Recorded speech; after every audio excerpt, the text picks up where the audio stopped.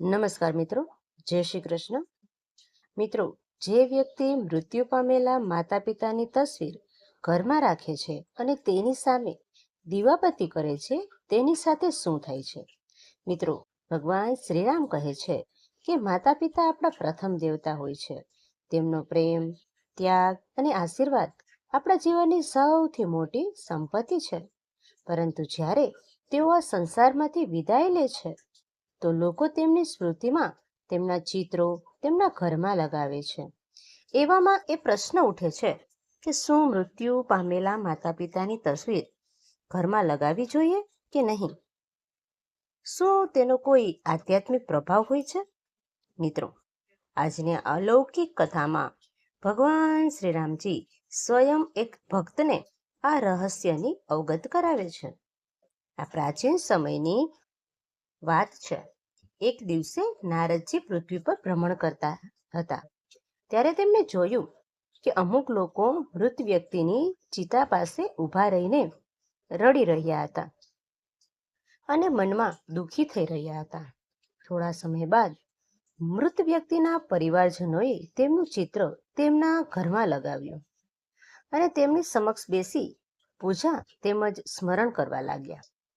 આ દ્રશ્ય જોઈને દેવર્ષિ નારદ સ્તબ્ધ થઈ ગયા અને વિચારવા લાગ્યા કે જે વ્યક્તિનું મૃત્યુ થઈ ગયું છે તેના પરિજન તેના ચિત્રોને ઘરમાં કેમ લગાવી રહ્યા છે? તે વ્યક્તિ હવે આ સંસારથી મુક્ત થઈ ગયો છે, પછી તેનું ચિત્ર ઘરમાં રાખવાનો શું ફાયદો? શું આવું કરવાથી મૃત વ્યક્તિની કૃપા પ્રાપ્ત થાય છે અથવા તો કંઈક બીજું? દેવર્ષિ નારદ આ દ્રશ્ય જોઈ કંઈ સમજી શક્યા નહીં. તેઓ આ પ્રશ્નના ઉત્તર મેળવવા માટે ભગવાન શ્રી હરિ વિષ્ણુની પાસે વૈકુંઠ તરફ પ્રસ્થાન કરવા લાગ્યા. જ્યાં પહોંચીને ભગવાન શ્રી હરિ વિષ્ણુને પ્રણામ કર્યા. ભગવાન વિષ્ણુ દેવર્ષિ નારદને જોઈને સમજી ગયા કે આજે તેઓ કોઈ સંદેશ લઈને પધાર્યા છે. ત્યારે ભગવાન વિષ્ણુ બોલ્યા, હે બ્રહ્માનંદન, તમારું વૈકુંઠ લોકમાં સ્વાગત છે. આજે ક્યાં ઉદ્દેશથી તમે અહીં પધાર્યા છો? કઈ ચિંતા તમને વ્યથિત કરી રહી છે? નિશ્ચિત તમે આજે કઈ શંકાના સમાધાન માટે અહીં આવ્યા છો. ભગવાન વિષ્ણુની વાણી સાંભળી દેવર્ષિ નારદ કહે છે, હે પ્રભુ, આજે હું તમારી પાસે એ જાણવા આવ્યો છું કે પૃથ્વી પર જ્યારે કોઈ વ્યક્તિનું મૃત્યુ થાય છે તો તેના પરિવારજનો તેમના ફોટા ઘરમાં કેમ લગાવે છે? શું આવું કરવું યોગ્ય છે? આવું કરવાથી પરિવારજનોને શું લાભ થાય છે? શું મૃત વ્યક્તિના આશીર્વાદ તેમના ઉપર બનેલા રહે છે? દેવર્ષિ નારદજીની વાત સાંભળી ભગવાન શ્રી હરિ વિષ્ણુ બોલ્યા, હે દેવર્ષિ, આજે તમે એક અત્યંત મહત્વપૂર્ણ પ્રશ્ન પૂછ્યો છે. તમારા આ પ્રશ્નના ઉત્તરમાં સમસ્ત માનવ જાતિનું કલ્યાણ છુપાયેલું છે. હે નારદજી, હું તમને આ પ્રશ્નનો ઉત્તર એક અલૌકિક કથાના માધ્યમથી આપું છું. તમે આ કથાને અંત સુધી ધ્યાનપૂર્વક સાંભળો, કારણ કે જે કોઈ વ્યક્તિ આ કથાને પૂર્ણ રૂપથી શ્રવણ કરે છે તેના ઉપર મારી કૃપા સદાય રહે છે. દેવર્ષિ નારદ બોલ્યા, હે પ્રભુ, હું તમને વચન આપું છું કે જ્યાં સુધી તમે આ કથા સંભળાવશો હું તેને પૂરી શ્રદ્ધા અને ધ્યાનથી સાંભળીશ. કૃપા કરી તમે મને તે કથા સંભળાવો. ત્યારે ભગવાન શ્રી વિષ્ણુ કથા આરંભ કરતા બોલ્યા, હે બ્રહ્માનંદન દેવર્ષિ નારદ, આ ખૂબ પ્રાચીન કાળની વાત છે, જ્યારે ભારતમાં રામદાસ નામનો એક યુવક રહેતો હતો. રામદાસ ભગવાન શ્રી કૃષ્ણનો પરમ ભક્ત હતો. તે સદાય સાચા ધર્મનું પાલન કરતો અને તેના માતા પિતાની સેવા કરતો. સમય ધીરે ધીરે વીતતો ગયો અને તેના માતા પિતા સાથે એક સુખમય જીવન વ્યતીત કરી રહ્યો હતો. રામદાસની પત્નીનું નામ સાધના હતું. સાધના પણ એક ચરિત્રવાન, ધર્મનિષ્ઠ અને પ્રતિવત્રા સ્ત્રી હતી. રામદાસ અત્યંત પરિશ્રમી હતો. તે આખો દિવસ શ્રદ્ધાથી પરિશ્રમ કરતો અને જે કંઈ કામ મળતું તેનાથી પરિવારનું પાલન પોષણ કરતો. તેને પોતાના માતા પિતા અત્યંત પ્રેમ કરતો. પછી એક દિવસ અચાનક તેના માતા પિતાનું મૃત્યુ થઈ ગયું. રામદાસ અત્યંત દુઃખી થઈ ગયો. માતા પિતાના અંતિમ સંસ્કાર કર્યા બાદ તેના ઘરમાં પૂજા સ્થળમાં તેના માતા પિતાના ખૂબ જ મોટા 2 ચિત્રો સ્થાપિત કરી દીધા. પ્રતિ દિવસ તેની પૂજા કરવા લાગ્યો. હવે તેનું જીવન તેના માતા પિતાની પૂજા કરવામાં વીતવા લાગ્યું. થોડા દિવસ બાદ તેના જીવનમાં અજીબ ઘટનાઓ ઘટવા લાગી. માનસિક અશાંતિ વધવા લાગી. ઘરમાં ક્લેશ કંકાસ થવા લાગ્યા અને સપનામાં વિચિત્ર દ્રશ્યો જોવા લાગ્યો. હવે તેની પત્ની સાધના સાથે પણ તેનો રોજ ઝઘડો થવા લાગ્યો. રામદાસનું મન પૂરી રીતે અશાંત બની ગયું હતું. એક દિવસ તે ગંગાના તટ પર બેસીને રડવા લાગ્યો. તે ગંગા નદીના કિનારે શ્રી કૃષ્ણનું એક મંદિર હતું. રામદાસ શ્રદ્ધા સાથે તે મંદિરમાં જઈ ભગવાન શ્રી કૃષ્ણની સામે બેસી પ્રાર્થના કરવા લાગ્યો અને કહેવા લાગ્યો કે હે ભગવાન, હે મુરલીધર, મને માર્ગ બતાવો. હું મારા માતા પિતાની પૂજા કરી તેમને શ્રદ્ધાંજલિ અર્પિત કરી રહ્યો છું, તો પણ મારા જીવનમાં આટલી અશાંતિ કેમ છે? તે સાચા હૃદયથી ભગવાન શ્રી કૃષ્ણને પ્રાર્થના કરી રહ્યો હતો. ત્યારે ત્યાં એક દિવ્ય પ્રકાશ પ્રગટ થયો. ચારે તરફ એક દિવ્ય સુગંધ ફેલાઈ ગઈ અને ભગવાન કૃષ્ણ પ્રગટ થયા. તેમની આંખોમાં કરુણતા અને સ્વર અત્યંત શાંત થયા. શ્રી કૃષ્ણને સામે જોઈ રામદાસ સ્તબ્ધ થઈ ગયા. તેને વિશ્વાસ નહોતો થઈ રહ્યો કે સ્વયં ભગવાન શ્રી કૃષ્ણ તેને દર્શન આપી રહ્યા છે. પછી તે બોલ્યો, હે પ્રભુ, આજ તમારા દર્શન પામીને મારું જીવન સફળ થઈ ગયું. હવે મારા મનમાં કોઈ સંશય નથી, પરંતુ હું એ જાણવા માંગુ છું કે મારા જીવનમાં આ ક્લેશ કેમ ઉત્પન્ન થયો? કેમ કે હું તો મારા માતા પિતાની નિત્ય સેવા કરું છું, પૂજા કરું છું. ભગવાન કૃષ્ણ બોલ્યા, હે પુત્ર, તારી ભક્તિ અને પ્રેમ મહાન છે. તારા હૃદયમાં તારા માતા પિતા માટે જે ભાવ છે તે પૂજનીય છે, પરંતુ તે જે અજ્ઞાનતાવશ જે કર્યું તે માત્ર આત્માને બાધે છે, પરંતુ તારા જીવનમાં પીડા પણ લાવે છે.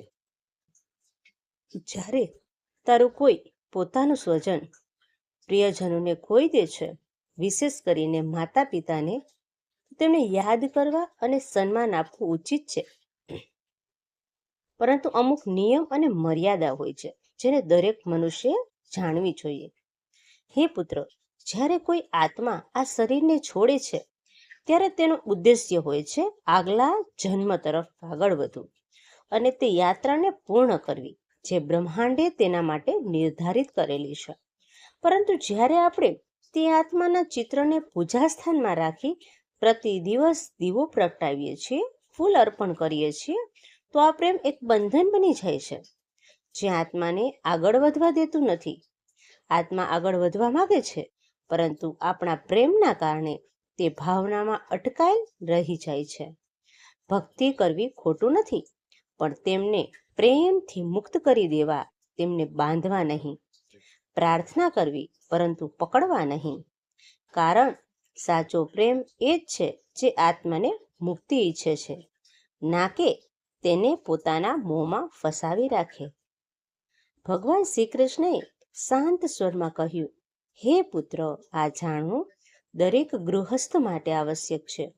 જે સ્થાન પર ભગવાનની ઉર્જા હોય છે, જ્યાં મંત્રોની ધ્વનિ ગુંજતી હોય છે, જ્યાં દીવાની જ્યોત આત્માને પરમાત્માથી જોડતી હોય છે, ત્યાં મૃત વ્યક્તિઓના ચિત્ર ન લગાવવા જોઈએ, કારણ કે તે સ્થાન આત્માની મુક્તિનું કેન્દ્ર હોય છે. જ્યારે આપણે પૂજા સ્થળમાં પિતૃઓના ચિત્ર લગાડીએ છીએ તો અજાણતા આપણે અલગ અલગ શક્તિઓને એક સ્થાન પર જોડી દઈએ છીએ. આનાથી માત્ર આત્મા ઉલસતી નથી, પરંતુ ગૃહસ્થ જીવનની શાંતિ પણ ભંગ થઈ જાય છે. ભગવાનનું સ્થાન આત્માની મુક્તિનું કેન્દ્ર હોય છે અને પિતૃઓનું સ્થાન સ્મૃતિ અને શ્રદ્ધાનું. તેથી આ બંનેને અલગ અલગ રાખવા જોઈએ. ભગવાન શ્રી કૃષ્ણ આગળ કહે છે કે જો તારા માતા પિતાના ચિત્રને ઘરમાં રાખવા માંગે છે તો ધ્યાન રાખવું કે પૂજા સ્થળમાં ના હોય. તે સ્થાન માત્ર સ્મૃતિના રૂપમાં હોય, જ્યાં દીવો કે અગરબત્તી ન પ્રગટાવવામાં આવતી હોય. ત્યાં શ્રદ્ધાંજલિ હોય, પરંતુ પૂજા નહીં. પૂજા ત્યાં જ હોય છે જ્યાં ભગવાનનું આહ્વાન કરીએ છીએ અને સ્મરણ કરીએ છીએ, જ્યાં આપણે કોઈને પ્રેમપૂર્વક યાદ કરીએ છીએ. હે પુત્ર, પ્રેમ અને પૂજાના અંતરને સમજવું જરૂરી છે. જે આત્મા જઈ ચૂકી છે તેનું સન્માન કરવું, પરંતુ ઈશ્વરની પૂજા અને આત્માને સ્મૃતિનો માર્ગ એક જેવો ન બનાવો. આ જ સાચો ધર્મ છે. જે સંતાપ મારા મનમાં છે તે સ્વાભાવિક છે. માતા પિતાના નિધનમાં દરેક સંતાન તેમના માટે કંઈક કરવા માંગે છે. પિતૃઓની શાંતિ માટે શ્રાદ્ધ અને તર્પણ સર્વોત્તમ ઉપાય છે. આ વૈદિક કર્મોના માધ્યમથી તમે માત્ર તેમને સન્માન આપો છો, પરંતુ તેમની આગળની યાત્રા માટે આધ્યાત્મિક શક્તિ પણ પ્રદાન કરો છો. અને આ જ સાચી સેવા છે. જે ચાલ્યું ગયું છે તેને મોહમાં ન બાંધવા જોઈએ. પ્રેમથી મુક્ત કરી દેવા એ પુત્રનો ધર્મ છે. આ સંસાર માયા છે. આત્મા આવે છે, અનુભવ કરે છે અને પછી ચાલી જાય છે. પરંતુ જ્યારે તમે મોહમાં ડૂબી જાઓ છો ત્યારે તમે ન માત્ર પોતાના હૃદયને બાંધો છો, પરંતુ આત્માની ગતિને પણ રોકી દો છો. મોહ આત્માને રોકે છે, પ્રેમ તેને મુક્ત કરે છે. જે કંઈ પુણ્ય કાર્ય કરો તમે તેના નામ પર કરો, જેમ કે ગરીબોની સેવા કરવી, ભૂખ્યાને ભોજન કરાવવું, વૃક્ષારોપણ કરવું. આ જ કર્મો તમારા જીવનમાં તમારા માતા પિતાના આશીર્વાદના રૂપમાં પાછા આવે છે. પ્રેમને કર્મમાં બદલો. આ જ સાચી શ્રદ્ધાંજલિ કહેવાય છે. ભગવાન શ્રી કૃષ્ણએ આશીર્વાદ આપતા કહ્યું, હે પુત્ર, તારા માતા પિતાએ તને ખૂબ જ પ્રેમ આપ્યો. તેમણે પોતાનું સંપૂર્ણ જીવન તારા માટે અર્પિત કર્યું. હવે સમય આવી ગયો છે કે તું મારા પ્રેમમાં તેમને બાંધવાનું સાધન નહીં, પરંતુ તેને મુક્ત કરવાનું માધ્યમ બને. જો તું તારા ઘરમાં સુખ અને શાંતિ ઈચ્છે છે તો પહેલા એ આત્માઓને શાંતિ આપ જે હવે આ લોકની નથી. આસ્થા આવશ્યક છે, પરંતુ સંયમની સાથે જ્ઞાથી જીવનને સજાગ બનાવો. ત્યારબાદ દેવર્ષિ નારદે ભગવાન શ્રી હરિ વિષ્ણુને પૂછ્યું કે પ્રભુ, હવે હું જાણી ગયો છું કે મૃત વ્યક્તિઓની તસવીર રાખવાનું રહસ્ય શું છે, પરંતુ હું એ પણ જાણવા માંગુ છું કે શું મનુષ્યનું મૃત્યુ બાદ તેનો પુનઃજન્મ થાય છે? શું મૃત વ્યક્તિની આત્મા ફરી મનુષ્યના રૂપમાં જ જન્મ લે છે, અથવા તો અન્ય યોનિમાં જાય છે? ત્યારે ભગવાન શ્રી હરિ વિષ્ણુ બોલ્યા, હે દેવર્ષિ નારદ, જ્યારે આત્મા મૃત્યુ થયા બાદ નવા શરીરમાં પ્રવેશ કરે છે ત્યારે તેને પુનર્જન્મ કહેવામાં આવે છે. આ પુનર્જન્મ ત્યારે, ક્યારે અને કેવી રીતે થશે અનેક વાતો પર નિર્ભર કરે છે. પુનર્જન્મ માટે 3 મુખ્ય કારણ હોય છે. એક સંચિત કર્મ, પાછલા તમામ કર્મોના ભંડાર. 2 પ્રારબ્ધ કર્મ, વર્તમાન જન્મમાં જે સુખ દુઃખ મેળવ્યા છે તે પૂર્વજન્મોના કર્મોથી નિર્ધારિત થાય છે. 3 પુણ્ય કર્મ જે આત્મામાં કરવામાં આવ્યા છે તે ભવિષ્યના જન્મને પ્રભાવિત કરે છે. જ્યારે મનુષ્ય મરે છે તો તેની આત્મા તરત જ પુનર્જન્મ નથી લેતી. આત્મા 3 ચરણોમાંથી પસાર થાય છે. એક, પ્રેત યોનિ, જ્યાં આત્મા અમુક સમય સુધી શરીરના અભાવને સમજી નથી શકતી. બીજું, યમલોક યાત્રા, યમદૂત આત્માને યમરાજ પાસે લઈ જાય છે. ચિત્રગુપ્ત આત્માના કર્મોના લેખાજોખા પ્રસ્તુત કરે છે. ત્રીજું, જો પુણ્ય વધારે હોય તો સ્વર્ગ અથવા તો ઉચ્ચ લોક મળે છે. પાપ વધારે હોય તો નર્ક અથવા નિમ્ન યોનિ બને છે. અને જો પુણ્ય અને પાપ સમાન હોય તો માનવ જન્મ ફરીથી મળે છે. ગરુડ પુરાણ અનુસાર આત્માને પુનર્જન્મ માટે 84 લાખ યોનિમાંથી પસાર થવું પડે છે. પશુ, પક્ષી, કીટ, જલચર, મનુષ્ય આદિ જેમણે હિંસા અને અધર્મ કર્યા હોય તેમને નિમ્ન યોનિમાં જન્મ મળે છે. જેમણે સેવા ભક્તિ અને ધર્મનું પાલન કર્યું હોય તેઓ દિવ્ય યોનિ અથવા તો ફરીથી મનુષ્યના રૂપમાં જન્મ લે છે. જીવન આત્માની યાત્રા છે. આ યાત્રા ત્યાં સુધી ચાલે છે જ્યાં સુધી આત્મા પરમાત્મામાં લીન થઈને મોક્ષ પ્રાપ્ત ન કરે. પુનર્જન્મ માત્ર શરીર બદલતું નહીં, પરંતુ આત્માની સનાતન યાત્રામાં દર્શન છે. જો કોઈ વ્યક્તિ વધારે પાપ કરે છે તો તે આગલા જન્મમાં પશુની યોનિમાં જન્મ લે છે. જો કોઈ વ્યક્તિ ખૂબ જ વધારે પુણ્ય કરે છે તો મૃત્યુ પશ્ચાત સ્વર્ગને પ્રાપ્ત કરે છે. અને જો કોઈ વ્યક્તિ તેનાથી વિપરીત આચરણ કરે છે, ઘોર પાપ કરે છે, તો તેને નરકમાં અનેક વર્ષો સુધી કઠોર દંડ આપવામાં આવે છે તથા નરકની ભયંકર યાતનાઓ સહન કરવી પડે છે. પછી આગળ ભગવાન શ્રી હરિવિષ્ણુ કહે છે કે હે દેવર્ષિ નારદ, બીજું કારણ છે મૃત્યુના સમય વ્યક્તિની માનસિક અવસ્થા. આ વિશ્વમાં 3 લોકોના સ્વામી ભગવાન શિવજી કહે છે કે મૃત્યુ સમયે જે ભાવમાં વ્યક્તિ હોય છે તે જ ભાવમાં તેના આગલા જન્મને નિર્ધારિત કરે છે. જે કોઈ વ્યક્તિ મૃત્યુના સમયે ભગવાનનું સ્મરણ કરતો હોય અને પોતાના પ્રાણ છોડે છે તો તે મોક્ષને પ્રાપ્ત કરે છે.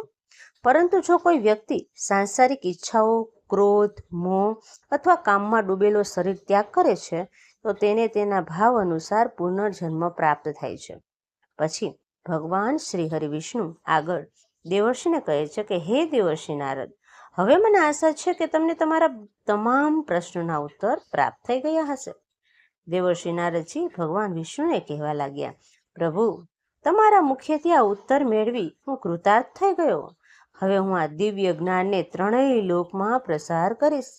પછી દેવર્ષિ નારદજીએ ભગવાન શ્રી હરિવિષ્ણુને ફરીથી પ્રણામ કર્યા અને પછીથી ભ્રમણ માટે નીકળી પડ્યા.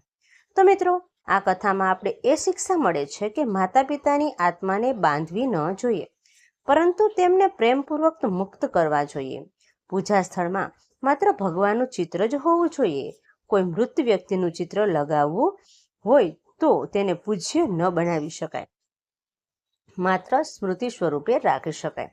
શ્રાદ્ધ, તર્પણ અને સેવાના માધ્યમથી સાચી શ્રદ્ધાંજલિ આપી શકાય.